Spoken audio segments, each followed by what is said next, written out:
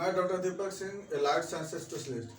आज हम एक टॉपिक डील कर रहे हैं टर्नर सिंड्रोम, जो कि जेनेटिक्स का एक इम्पोर्टेंट पार्ट है।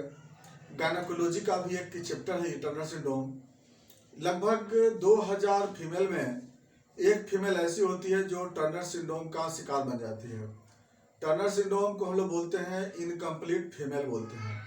That means the abnormal secondary sexual growth और primary sexual growth develop in body due to absence of one chromosomes not in one pair। एक क्रोमोजोम मतलब ये जो 23वां क्रोमोजोम से एक क्रोमोजोम्स absent हो जाता है, यानी कि missing of 23rd chromosomes, one chromosomes in 23rd pairs.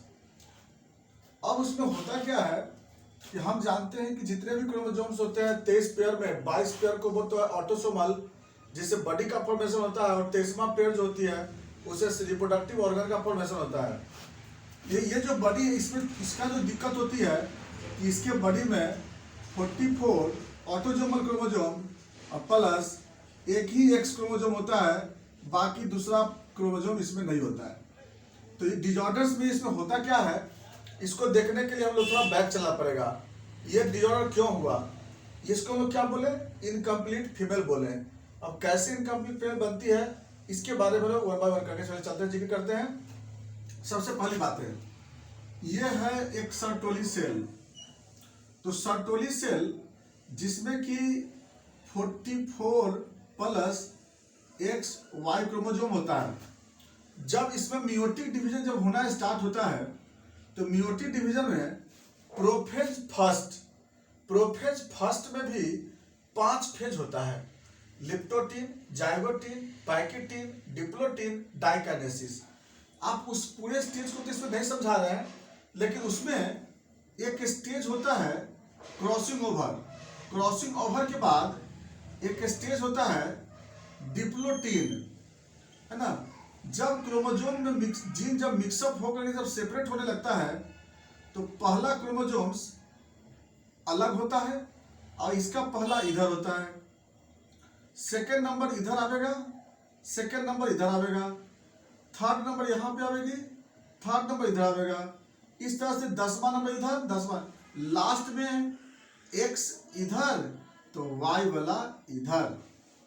23वां chromosome जो होती है वैसी ढंग से एक तरफ एक्स आ जाएगा, 22 गो एक तरफ आया ऑटोजोम वाला, एक हो गया सेक्स क्रोमोजोम्स, एक तरफ एक्स आ गया, एक तरफ वाई आ गया। अब इसके बाद क्या होता है कि बीचे बीच डिवाइड करता है। इसके बाद क्या होता है, 2 टाइप का यहाँ स्पर्म बनता है। एक स्पर्म जो होता है जिसमें 22 प्लस एक्स क्रोमोजोम, और एक तरफ होता है 22 प्लस वाई क्रोमोजोम। 2 वैरायटी के स्पर्म बनते हैं। ओवा जो होता है, ओवा, ये ओवा एक ही तरह की होती है। कौन सा, सिर्फ 22 प्लस एक्स का। तो अगर सपोज दैट 22 प्लस एक्स वाला स्पर्म अगर इस ओवा से फर्टिलाइज करेगा, तो जो बॉडी बनेगा 44 प्लस एक्स, मतलब वो फीमेल बनेगी। और अगर बाय द वे ये स्पर्म अगर इस ओवा से फर्टिलाइज कर गया, तो बनेगा 44 प्लस एक्स वाई, यानी मेल बनेगा। यह तो एक नॉर्मल फिनोमेना है, जो कि जाइगोट के समय, जाइगोट तक का प्रोसेस ऐसा ही होता है। इसके बाद के बारे में बात फिर आगे चलते हैं हम लोग।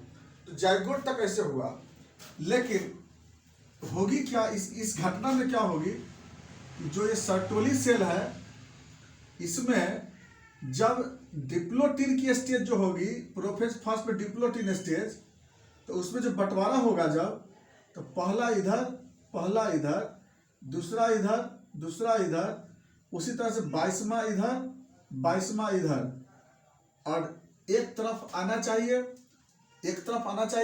एक्स, और एक तरफ आना चाहिए वाई, जो कि एक तरफ कुछ नहीं आया, दोनों का दोनों तरफ एक ही तरफ रह गया एक्स और वाई, और एक तरफ अपसेट रह गया। यानी एक तरफ रह गया 22 ऑटोसोमल, और एक तरफ 22 ऑटोसोमल प्लस एक एक्स और वाई दोनों साथ रह गया। जब ये डिवाइड किया, जब दो तरह का स्पर्म बना। एक स्पर्म बना जिसमें 22 प्लस 0 और एक तरफ जो स्पर्म बना ये बना 22 प्लस XY, यानी एक तरफ पे 22 क्रोमोसोम रह गया, एक तरफ पे 24 क्रोमोसोम रह गया।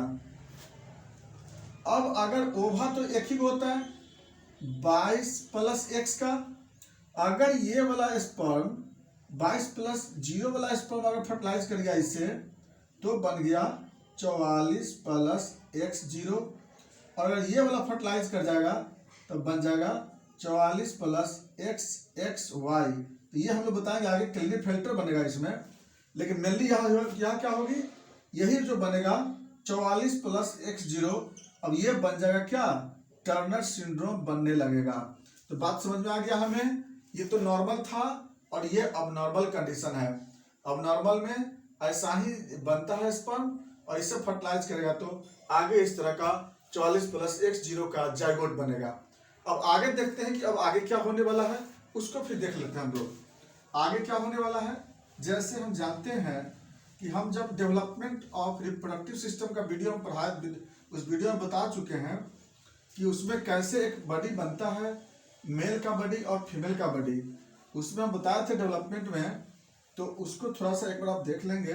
जैसे कि यहाँ हम जिक्र कर रहे हैं कि जैसे जब ये 8 वीक जब होता है, 8 वीक में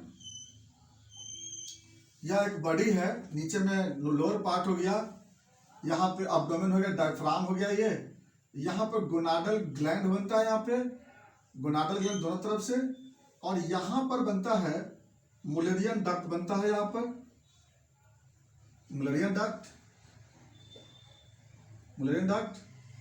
और यहाँ पर बनता है ओल्फियन डक्ट,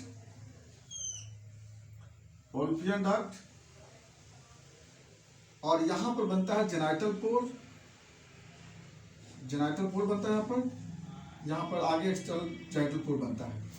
इस तरह से डेवलप होगा। कैसे बॉडी का डेवलप होगा, जैसे इसके बॉडी में 44 प्लस X0 है, तो सबसे पहला तो Y क्रोमोसोम नहीं रहने से ओल्फियन डक्ट पहले गायब हो जाएगी। ओल्फियन डक्ट यहाँ से गायब हो गया। अब बच गया मुलेरियन डक्ट। तो मुलेरियन डक्ट जो होती है यह क्या करेगा, दोनों फ्यूज करके और यूट्रस और फेलोपियन ट्यूब ओविडक्ट दोनों बन जाएगी यहाँ पर, और यहाँ पर यूट्रस भी डेवलप होगी।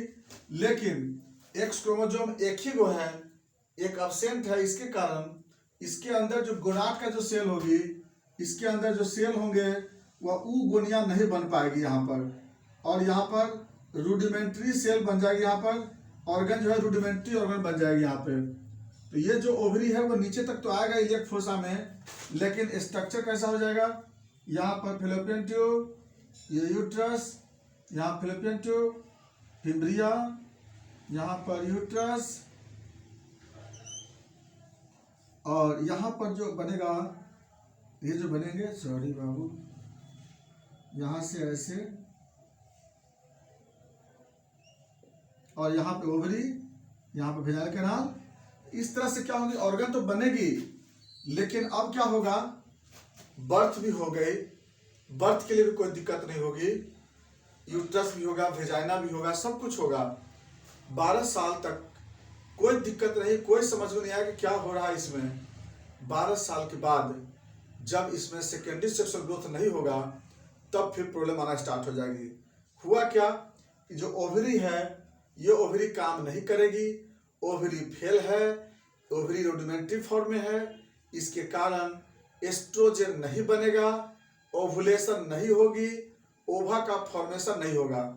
तो ना ही ओवा बनेगा, ना ओवुलेशन होगा, ना एस्ट्रोजन बनेगा, ना प्रोजेस्टेरोन बनेगा। इसके कारण क्या क्या होगा, सेकेंडरी सेक्सुअल ग्रोथ नहीं होगी। फिर क्या क्या होंगे, सबसे पहले इस पेशेंट में जो कार्डियक प्रॉब्लम भी स्टार्ट हो जाता है। कार्डियक प्रॉब्लम होगी जैसे coarctation of aorta, aortic stenosis, aortic valve stenosis, aortic जो एरोटा फोल्डिंग हो जाती है, इसमें सेप्टम डिसऑर्डर्स हो सकता है पेशेंट को।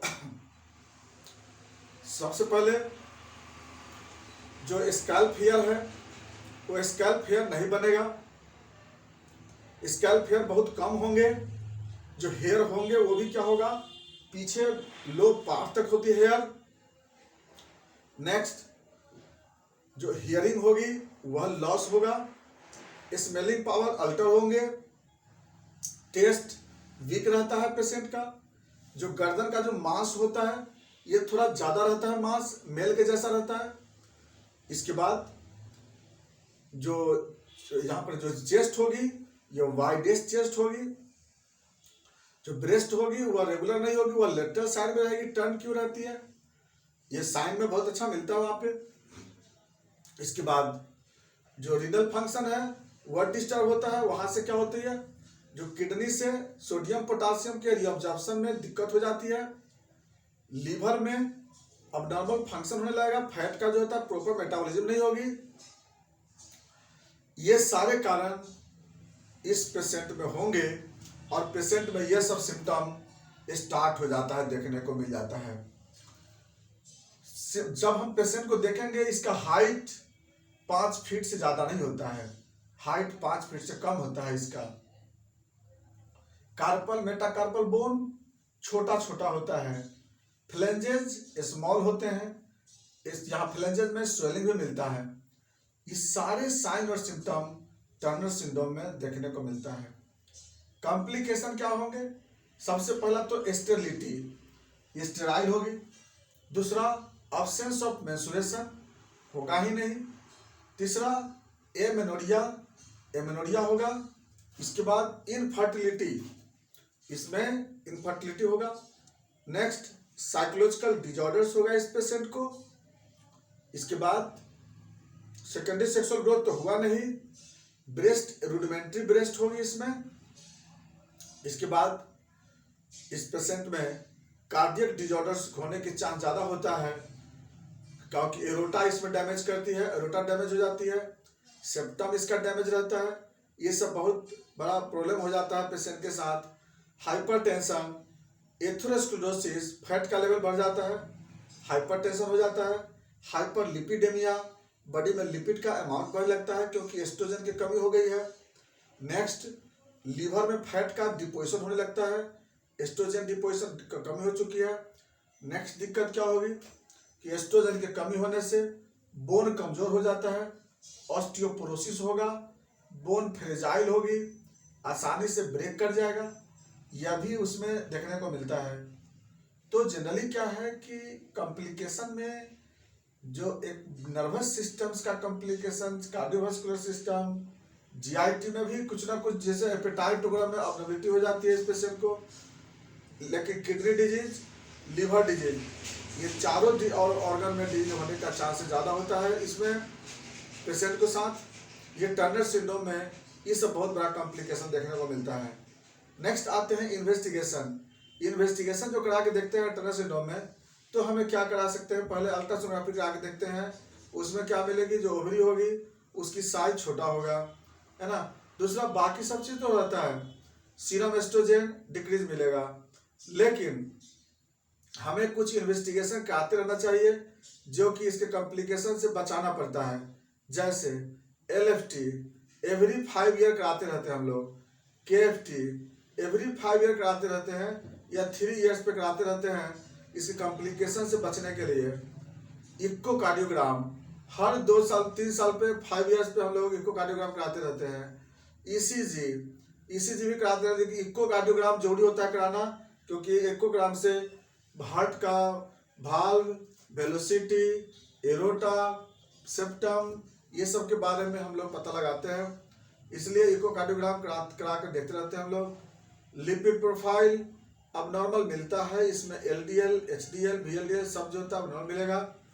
इसके बाद जब बोन का एक्सरे कराते हैं तो उसमें आपको डेंसिटी कम मिलेगी, ब्लड कैल्शियम बढ़ा रहता है, क्योंकि बोन का सारा कैल्शियम ब्लड में मिल रहता है, बोन कमजोर हो जाता है ना, इसलिए जो होती है हम लोग जो जांच जो कराते हैं टर्नर सिंड्रोम में, ये सब डायग्नोसिस करा के देखते हैं हम लोग। सीरम एस्ट्रोजन कराएंगे तो घटा हुआ मिलेगा, डिक्रीज, सीरम प्रोजेस्टेरॉन डिक्रीज। लेकिन एक जांच कराते हैं कैरियोटाइप ऑफ 23rd क्रोमोसोम्स, ये जांच कराते हैं तो उसमें मिलेगा मिसिंग ऑफ 1 क्रोमोसोम, वो आपको जो मिसिंग आपको रिपोर्ट मिलेगा आपको। तो जनरली क्या होता है कि हम लोग ये सब जांच करा के देखते हैं। हाँ, एक्सरे वो कराते हैं हम लोग, रिस्ट जॉइंट का करा के देखते हैं, उसमें जो होती है कार्पल बोन आपको एकदम स्मॉल मिलेगा, उसमें छोटा छोटा मिलता है उसमें। ये सब टर्नर सिंड्रोम का इन्वेस्टिगेशन भी है, और कॉम्प्लिकेशन जानने के लिए, उसके लाइफ को सस्टेन करने के लिए, क्योंकि इसका लाइफ ज़्यादा दिन का नहीं रहता है, 35 ईयर्स से 40 ईयर्स तक इसका मैक्सिमम लाइफ होता है, देखने को मिलता है, क्योंकि इसमें सेक्सुअल एक्टिविटी नहीं होती है, सेक्सुअल एक्टिविटी लॉस रहता है, और जिसमें सेक्सुअल एक्टिविटी लॉस होगा तो उसकी लाइफ ज़्यादा दिन नहीं बन पाती है। अब आते हैं बात की इसको मैनेजमेंट के लिए। तो देखिए, डिजीज में तो मैनेजमेंट अकॉर्डिंग टू सिम्टम के अनुसार करेंगे, कॉम्प्लिकेशन के अनुसार करेंगे। जैसा इसमें सिम्टम और कॉम्प्लिकेशन होगा उसके अनुसार मैनेजमेंट करेंगे। जैसे अगर फैट की कमी होगी, फैट अगर बाई दिन ज़्यादा हो जाता है तो फैट अवॉइड करते हैं, साल्ट डाइट अवॉइड करते हैं, विटामिन सप्लीमेंट देते हैं, नॉर्मल प्रोटीन डाइट देते हैं, इसको जितनी जरूरत होती है उसके हिसाब से देते हैं, कार्बोहाइड्रेट डाइट कम देते हैं, इसमें डिक्रीज कम करते हैं, ठीक है ना, ये सब देते हैं, कम करते हैं। बाकी जैसा डायग्नोसिस होता है उसके अनुसार हम लोग इलाज करते हैं उसमें। बाकी जो मैनेजमेंट जो हम लोग करते हैं, योगा है, एक्सरसाइज है। नेक्स्ट जो बात होती है, क्या ये मदर बन सकती है कि नहीं, तो इसके लिए हम लोग इसको सरोगेट यूज कराते हैं। IVF के द्वारा पहले क्या किया जाता है कि इसको यूट्रस को तैयार किया जाता है पहले, उसके बाद इसे जाइगोट को इम्प्लांट करते हैं। इस पेशेंट को एस्ट्रोजन थेरेपी दे करके इसके लाइफ को लॉन्ग करा सकते हैं। एस्ट्रोजन ही हार्मोन होती है जो इसको दे करके हम लोग मेंटेन करा सकते हैं, और एस्ट्रोजन जब देंगे तब इसकी लाइफ बच जाती है सही ढंग से। हाँ, कुछ तो प्रॉब्लम आएगी लेकिन लाइफ बच जाती है, और प्लस IVF के द्वारा इसको हम लोग मदर बना सकते हैं। नेचुरल मदर ये नहीं बन सकती है, ये क्योंकि ये इनकम्प्लीट फीमेल होती है ना, और ओवुलेशन भी तो अपना नहीं होता है इसका, तो बाहर से ओवा को इम्प्लांट करा करके और फर्टिलाइजेशन करा करके तब इसको इम्प्लांटेशन कराया जाता है। तो इस तरह से इसमें मैनेजमेंट करते हैं। एस्ट्रोजन थेरेपी रेगुलर चलाते रहते हैं, मरीज को जिंदगी भर 12 वर्ष के बाद से एस्ट्रोजन थेरेपी चलाना स्टार्ट कर देते हैं, 13 वर्ष से, और लॉन्ग लाइफ तक एस्ट्रोजन देना पड़ता है। यही है टर्नर सिंड्रोम, और टर्नर सिंड्रोम का ज़्यादा आपको बातें गायनेकोलॉजी में मिलेगा, और इसका मरीज जरूर मिलेगा तो हमें कैसे मैनेजमेंट करना है, इसकी कॉम्प्लिकेशन को देखते हुए हम लोग मैनेजमेंट करते हैं। बाकी बातें नेक्स्ट वीडियो में। थैंक्स।